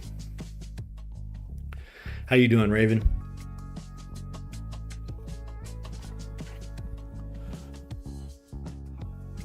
The day ones. Interesting. So you don't feel like your job is the one that's going to be automated away, but you do see them automating away certain jobs. Probably the lower level jobs. Are they automating jobs away with robot? Probably more so robots than like AI, right? Why are you trying to stay sane? Everything going on with like Minneapolis and everything?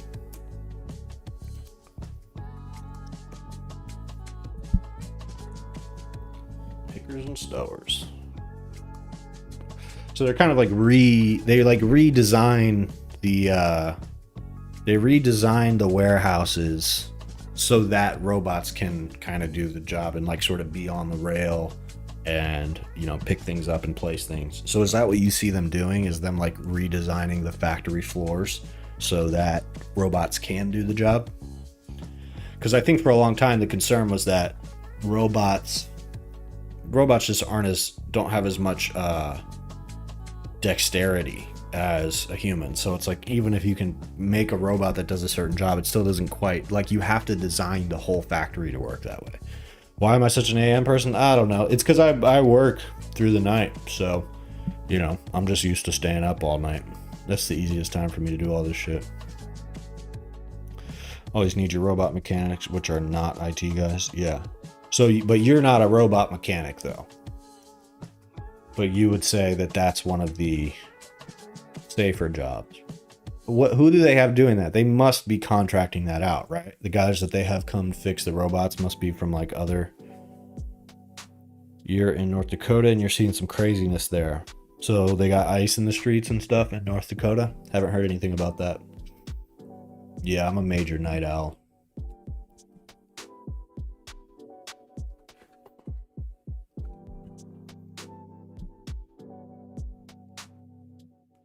He's a manager.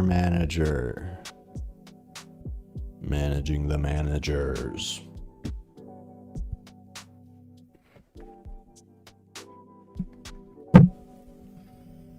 Interesting. Yeah, that is what this stream is all about. Maybe that's my organizing power, is I organize the night owls. And I'm going to create an army. I'm going to create a vanguard party of people who sleep until 4 p.m. and we're gonna take over the government. Not like Minneapolis, but you're seeing raids, so you're hearing about it. You're hearing about it from your neighbors and from people you know, and people are talking about it, but they're not doing the same type of show of force that they're doing. Night Owl Union, now we're fucking talking. But they're not. So are you seeing the type of like violence, like them being incredibly violent and vicious with people, like you're seeing in Minneapolis? Shift to 6 p.m. Yeah, I come into work at 9:30 p.m. Interesting. I'm really wondering where all this stuff is going to go. All this scrutiny being on ICE is not a good thing, you know? Like, it's not good for them. And that's why this doesn't really make sense. So that lends credence to the argument that somebody made earlier, that the point is to try to stoke, you know, conditions for martial law. But the thing about that is, think about why would they do that now? They're going to do that at the top of the year and then call martial law for an entire year and then cancel the election? Maybe. But it seems like if that was a plan that you had, you would do it closer to the election so you could create a really explosive situation and then call martial law near the elections. So then you could say no more elections. So I don't tend to fall on the side of like, this is all a detailed distraction plan to try to stoke a reaction so that then they can bring in the you know, the army and call martial law. Certainly they know that that is an option, and they are ready to employ that option.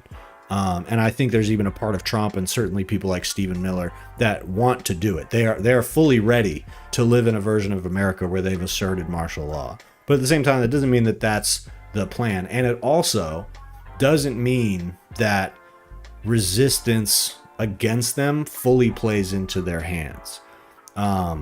It may allow them or give them the pretense at some point to call martial law, but it's still, resistance is resistance. They don't want people to resist. But that would be the argument for, it does bolster that argument that ICE is being so violent. Because why would they do that? It would benefit more the operations they're doing if they were being quieter about this and attracting less attention. That would make more sense. The fact that they are openly shooting people and then asserting their right to shoot people in the face, doubling down on that, and like publicly creating these shows of brutality is like, you know, it just seems like it's having the opposite intended effect. So yeah, they can call martial law. Calling martial law a year before a midterm election doesn't seem like that's gonna like cut it. I don't see how they'd be able to cancel the election unless we have some kind of sustained martial law situation, which is like maybe possible, but I don't know. I don't know about that.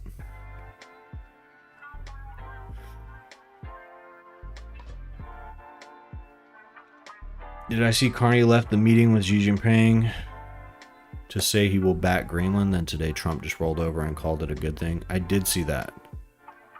I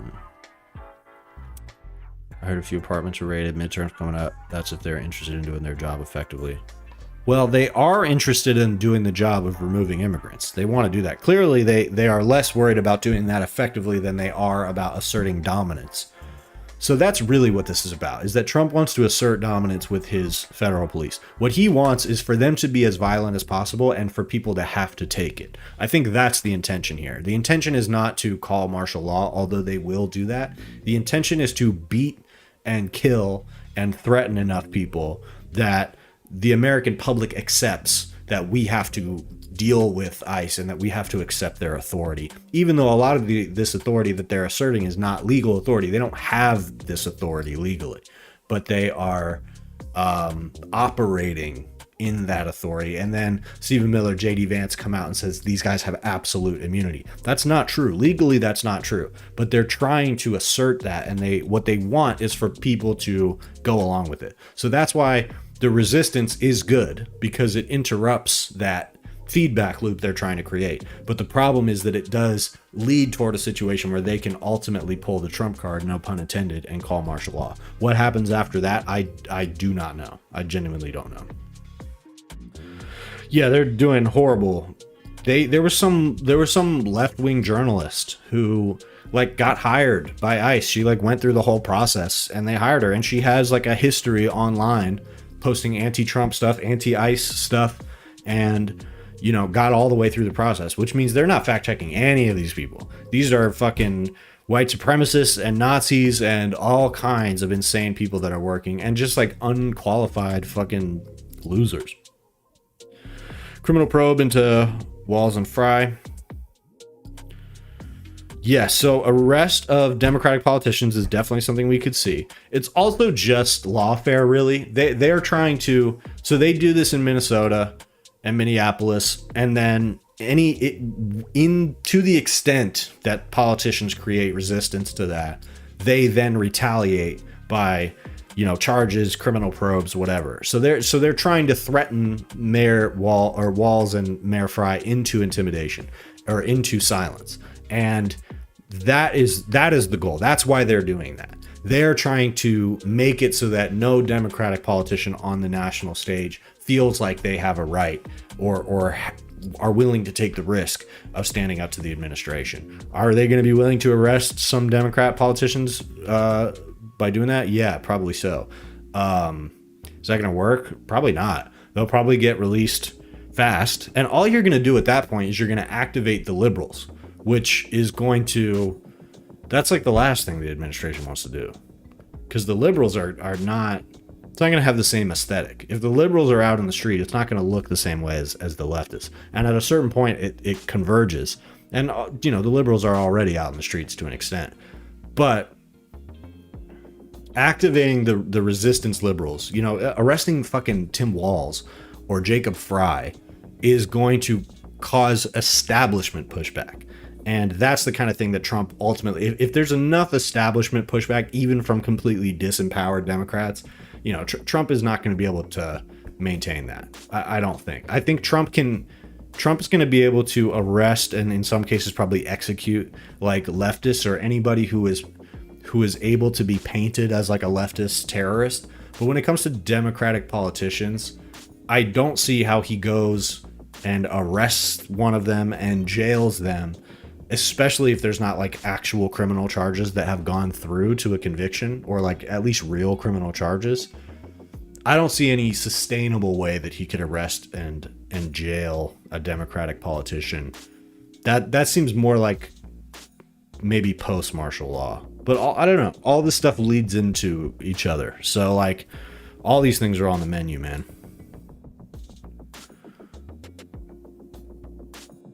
In my opinion, what will set off martial law?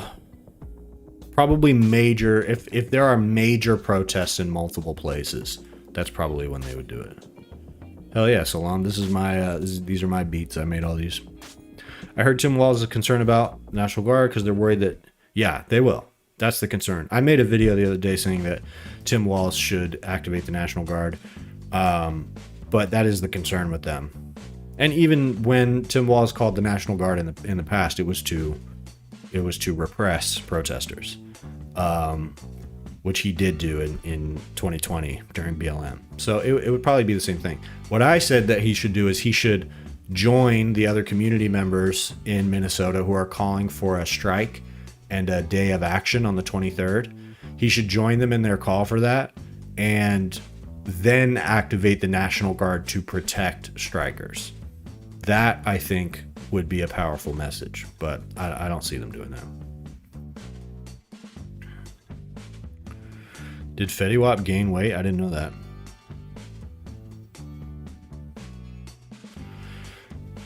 Far less spineless? I don't know who's more spineless. If we're talking about elected officials, who's more spineless, the Democrats or the Republicans?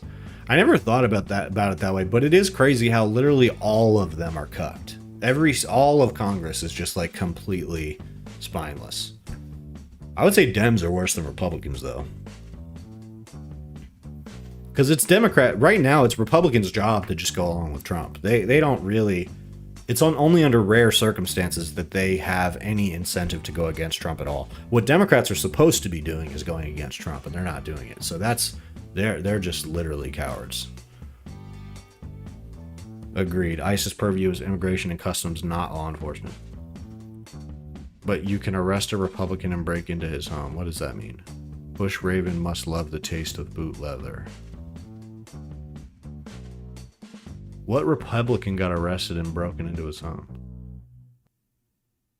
If you don't like the laws, change them. Yeah, ICE doesn't enforce the law. And a lot of what ICE is doing is outside of the law. That's actually ICE's purview. ICE kind of operates in a legal gray area because immigrations and customs is different from law enforcement. So there's really no argument for what you're saying. There's no reason that ICE agents should be on the streets assaulting people and meddling and getting involved in these neighborhoods. This is a new thing. ICE operations have been happening for a long time. Arrests and deportations. Obama was deporting and arresting people much more efficiently than Trump, which is not a policy I agree with. But the reality is, if you like Trump's immigration policy, you have to look at the fact that he's doing what he said he was going to do much less efficiently than Obama or Biden.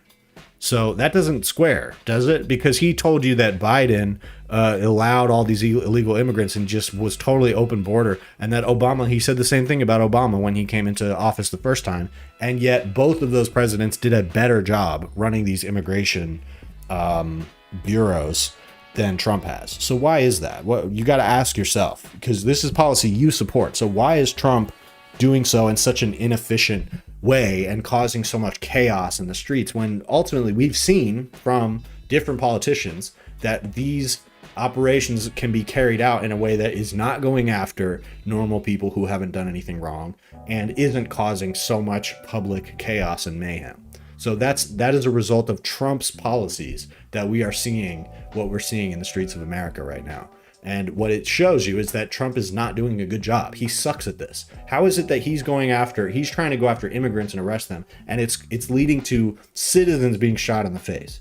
The buck stops with Trump. He is responsible for how this policy is playing out. He's just a terrible leader. This is what happens every time. His policies are bad. He sucks at this. And it's not about ICE carrying out the laws, made by Congress. ICE follows the policy of the president. So some of it has to do with laws made by Congress. But Trump and the Republicans deliberately got in the way of legislation being passed about this last year, or I guess 2024. So, none of this policy makes sense. It's not about that. It's about the aggression, and it's about the show of force. Dems did, in fact, quiet quit. ICE can't be doing traffic stops. Normies are having the right response to Renee Good's murder. Nice to see so many people come online. ICE. Don't know if ICE has as many people as they say. You're right about that. Do I think we will see martial law this year? I don't know. You know what? Honestly, I think it's more likely Trump's going to panic like that if he loses. I think Trump is enough of a gambler that he's going to want to see what happens in the midterms. But I think that if he what we got to think about is that if he loses badly in the midterms, there's a period of time, what is usually called the lame duck period, before that new Congress is going to be sworn in. That, I would say, is if Trump loses badly, especially if he loses Congress and the Senate, that time in between, up until the next Congress is sworn in, is going to be probably the most precarious and dangerous. I don't think there's any way to avoid escalation. You're right. Only way out is through. And yes, now is the time to organize and just do stuff. Just do stuff. Fuck it. Just get out there. Organize with whoever you can. Fucking resist in any way you can. Now is the time to just do things. We've been thinking enough about this over the last several years, and it's time to just do anything we can think of. Whether it's talking to people, organizing, pushing certain local politicians, doing more disruptive things. Just do anything you can think of. Be active. The more active people on the left and center left are right now, then the more it's going to reorient American politics and force the right to concede a little bit. So the left just has to be as active as possible in as many ways as possible.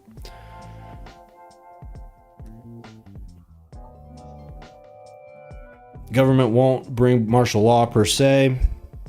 A nonchalant martial law. Yeah, I think you're probably right. That's more so what I picture. I think that martial law has become this sort of boogeyman in people's eyes. And look, I mean, there's a risk of it. I'm not going to say that Trump's not going to do that, because he very well might. But I don't know that I think that's what's going to happen. I don't know. I don't think he's going to get the American people more money. I think that's a lie. I think that's the fundamental lie of the Trump presidency, and none of this policy is aimed at actually getting people more money. Everything, because they convince you that that's what this is all about. We gotta invade Venezuela to get the American family more money. We have to go and do these horrific ICE raids in order to get American people more money. No, it's bullshit. It's tortured logic. There's straightforward economic policies that you could go about that could put more money in people's pockets, and that's what you're seeing Mamdani attempting in New York. So that's going to be the real test. What Trump is doing policy-wise is not aimed at putting more money in people's pockets. And I do not agree that we're secure. We are less secure than we were when Trump stepped into office.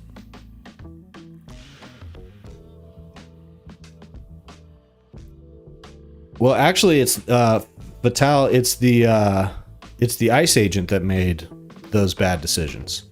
The ICE agent was the one who was. Why was an ICE agent, a law enforcement officer, standing in front of a car while pulling a gun out and threatening a person? That's like any fucking fat cop who eats donuts all day would know not to do that. So why doesn't that ICE agent know how to do that? So that's his dumbass making a dumbass decision when he had already been run over by a car, that fucking idiot. But then also whoever put him in that position, whoever was his supervisor and the supervisor above him that is greenlighting these operations and this behavior of these ICE agents, that is what is putting people in these type of positions. Folding CBP and ICE together. Will T be coherent enough by midterms? Will he be coherent? Yeah. I'm not somebody who thinks Trump is rapidly declining. I think that he is declining. He's in his 80s or whatever.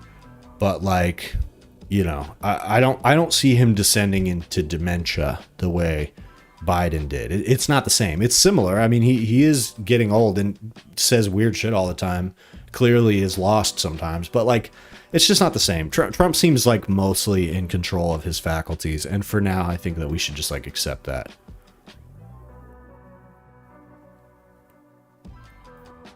Internal ICE memos show that they realize people hate what they're doing. Exactly. You're losing the center. No, actually, you're wrong. Dems lost the center in 2024, but you guys are losing the center. Fatal. All this policy, this shit in Venezuela and this ICE shit, you guys are the ones who are losing the center. Look it up. The polling is not good for you guys right now.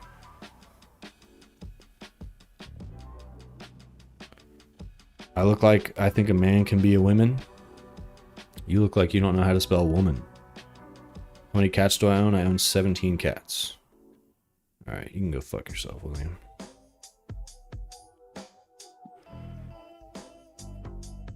Yeah, Trump is just enriching himself. He doesn't care about putting money in anybody's pocket. I just put a president drug lord next to Diddy in prison. I'm not secure? What do you mean you? You didn't do that. Just because Trump did that doesn't mean that's not any security for you. That's a show of power. The fact that Trump can do that to anybody he wants on a whim is not good. That's not security. That's something else. Am I MAGA? No, I'm the opposite of MAGA.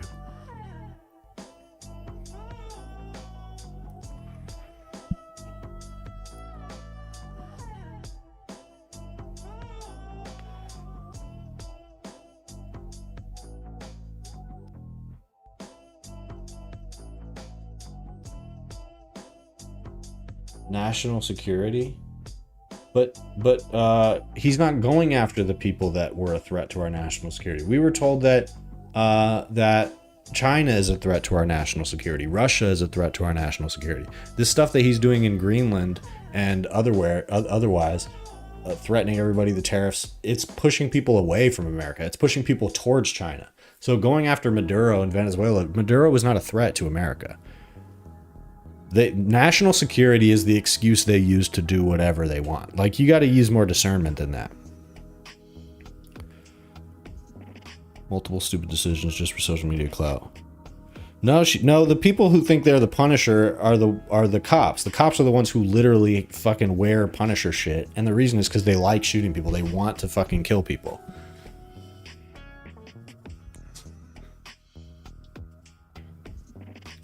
The ways that ICE is going, it's no longer illegals. Yeah, it's citizens. I mean, it's everybody. I don't care if it, even if it was just illegal immigrants they were going after, they're still doing it in a way that's like completely fucking inhumane. And that's aside from the fact that it's not just illegal immigrants that they're going after. But even immigrants who have a right to be here, people who are citizens, people who are naturalized citizens, residents, whatever. It's like, you know, it's just brutality. Yeah, it's not illegal to film the police. If you think that somebody following around secret police so that they can document what they're doing because there's no other way to know what they're doing, if you think that that is cause to get shot in the face of the United States of America, then what you are is a bootlicker. In America, we resist unlawful authorities. That's what we do. That's the foundation of America. So maybe you are the one who is not that into this whole America thing.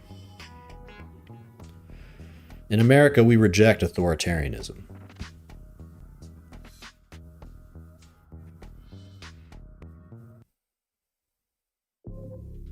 Yeah, the term national security is always a red flag. Doesn't mean nothing is valid in the name of national security.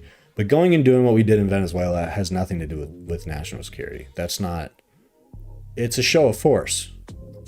Doing things like that makes us less secure. It makes us more unpredictable. It pushes our allies away. It makes our allies think that they can't trust us. That's less secure. There is, in America, the law is going to protect that ICE agent, though. Yeah, you're right about that. You're right about that, but that doesn't mean that's right. And ultimately, I think the law is going to decide that what these ICE agents are doing is unlawful. Then what? Because then what that means is that these protesters were right the whole time. And everybody who said that they're terrorists and that they're evil and breaking the law by filming ICE agents was wrong. And that was the right thing for them to do. If these people filming ICE are the reason that there's evidence on the books that can be used for prosecutions and to change the law, that means that these observers of ICE are doing the right thing. And by extension, it also means that by obstructing their activities, they're also doing the right thing. Obstructing unlawful authority is a very American thing to do.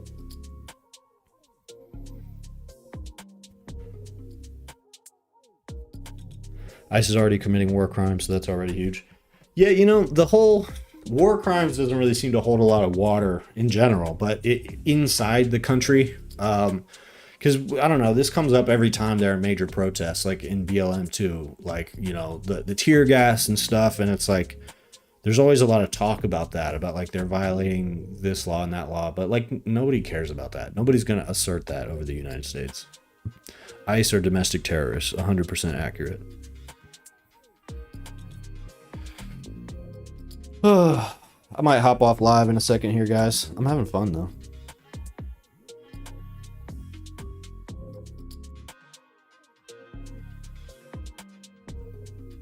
Not all Venezuelans are celebrating, but you should listen to yourself. You're justifying somebody's death. There's no reason you should be doing that. You don't have to do that. Don't say a word about Iranians. Well, why is it that Trump tells Iranians to take to the streets, but he tells Americans that have taken to the streets that they're going to be dealt with and that it's justified to shoot them in the face? How does that make any sense?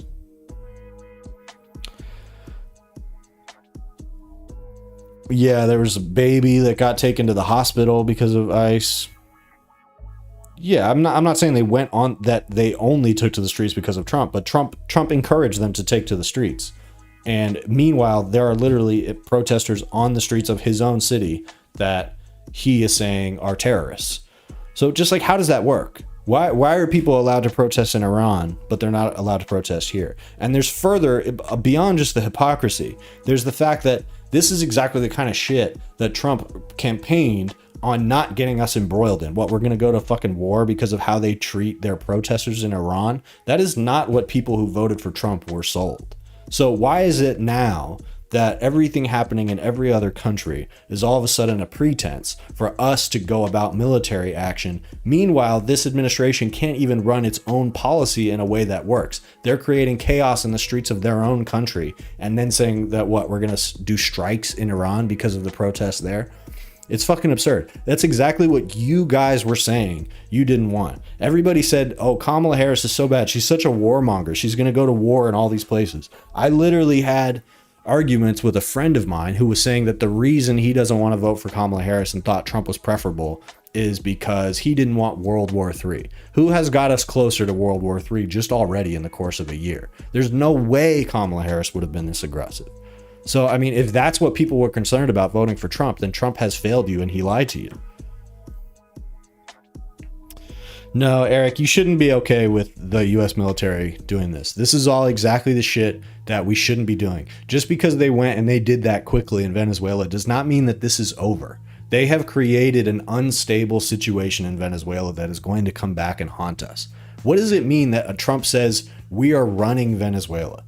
What the fuck is that? That's what people voted for, is for us to depose the government of other countries and then run their country? What type of resources do you think that takes? What type of attention and focus do you think that takes from within the government? Isn't that attention and focus that's supposed to be spent inside of America? Like, isn't that what Trump promised people? So why is it that when Trump immediately reverts back to neocon war hawk bullshit that everybody hated ever since Bush, and has never voted for another candidate like that, and yet here we are again? Why is that? And why is it that now all of a sudden the people who voted for that are arguing for the warmonger just because it's Trump?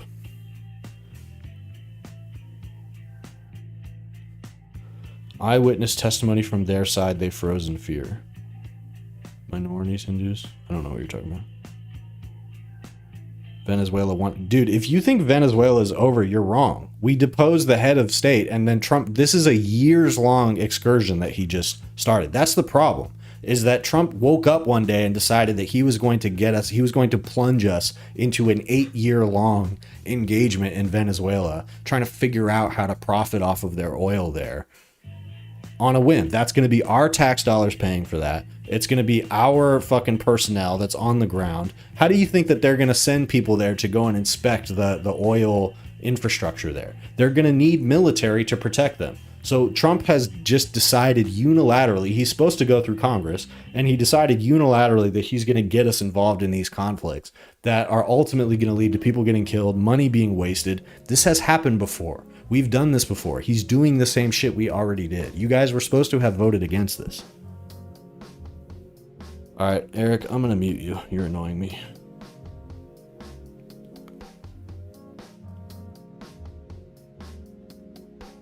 Think they're wealthy ones? I've seen Uber drivers and delivery drivers celebrating. No, Fatal, you are wrong. It is wealthy Venezuelans that are celebrating this. Now, I'm not saying there aren't some poor ones that wanted to see Maduro removed. I'm sure there are. I know that plenty of people hated Maduro, but at the end of the day, there were people there that supported him as well. And ultimately what people in Venezuela support is their own sovereignty.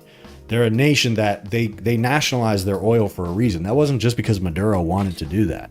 It wasn't even him that did that. That was Chavez, if I'm not mistaken. And so, like, it's a tradition there, and we are asserting our capitalist desires over them. And that's what America has done for the last several decades. So if you're in favor of that, if you're in favor of the status quo American warmongering, just say that. I'm not in favor of that. I want to do something different than that.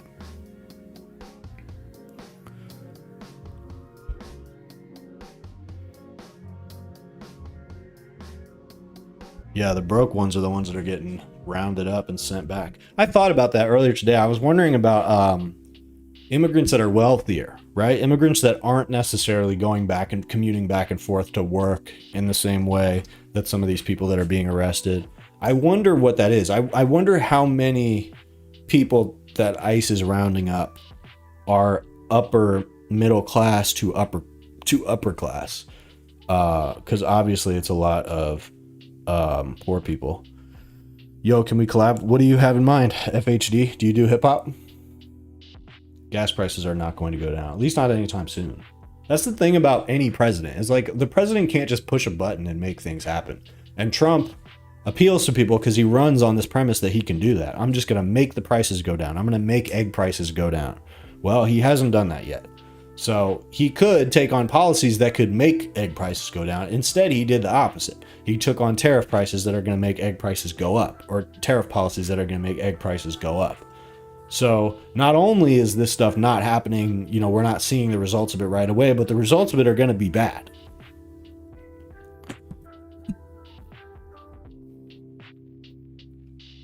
I'm going to hop off here in a few minutes, guys. So whatever, get in your questions now, whatever your last questions are. I'm about to wrap this shit up. This was a nice, good discussion though. Eric, I'm disappointed in you, man. You were cool. You were cool at first. And then you got weird on me. I don't like warmongers, man. What they don't get is that being able to afford to immigrate doesn't mean you can find proper employment in the USA being a minority.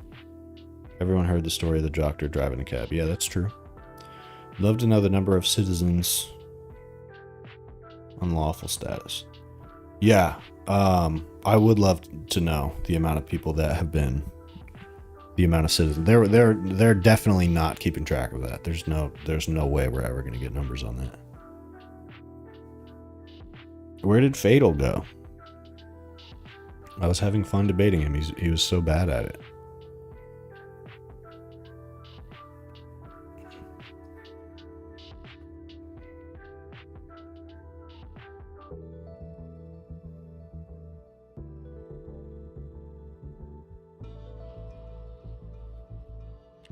FHD, you want to collab? What are you thinking, man? Are you have you seen the channel before, or did you just show up and chat?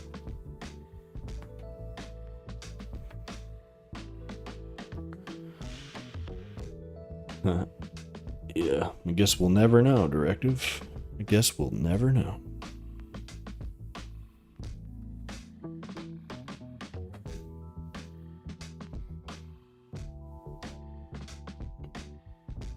Hell yeah, Benuin. There's been a bunch of citizens detained. There's been some young ones, like 14, 15 years old. They've been detaining a lot of citizens. This is what happens when you just round people up. You don't know exactly who you're grabbing. This is what I've been saying since before Trump won, is that this is what this is going to look like. Yeah, I think they're trying to deport Native Americans. They were trying to get... They kidnapped like 4 Native Americans from this tribe. And then they tried to get the tribe leaders to sign on to some immigration agreement, like that they to leave the country or something, in order for them to be released. Probably for those people that they arrested or kidnapped to be released. So signing an immigration order for somebody who's from America, a Native American, and they're trying to send them to fucking, I don't know, CCOT or some shit. They've now said real ID is invalid. So you're telling me that I ran around for fucking a whole day, a whole week and a half before Christmas to get a real ID, and now ICE is just gonna break down my door?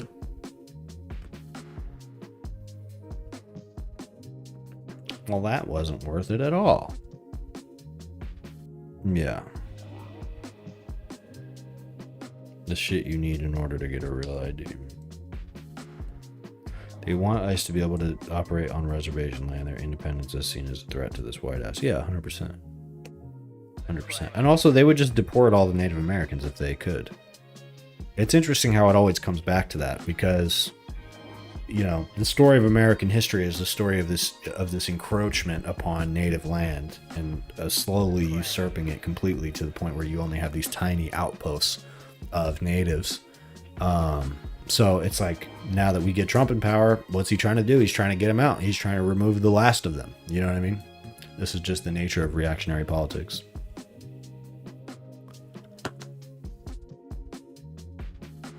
Get a passport? Yeah, I do need a passport. Colonization never ended. Yeah, it's true. It's true. And because of Venezuela, we have more of an opportunity to talk to people about colonialism now than we did. So that's an important thing to keep in mind. That's an entryway with people that we can talk about the real underlying issue here and not some of this culture war stuff. Yeah, ICE definitely does not give a fuck about documenting shit.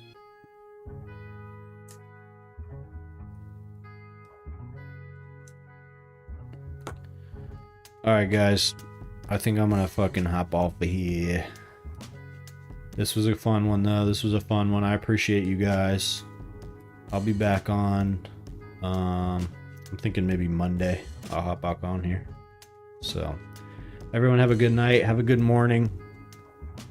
Passport equals citizenship. I'm about to get my passport and then I'm about to get past the port. You feel me? Alright. Much love, everybody. I appreciate you. Thanks for hanging out. What was that dude's name? Eric, if you're still here, I still fuck with you. Don't be mad at me for muting you. You were just getting on my nerves. Hope to see you in the next one. You're not muted forever. I love you all. Everybody have a good night. Everybody be safe. If you're going to be out in the streets, do what you got to do to stay safe. Do everything and anything but get arrested. All right. See you guys.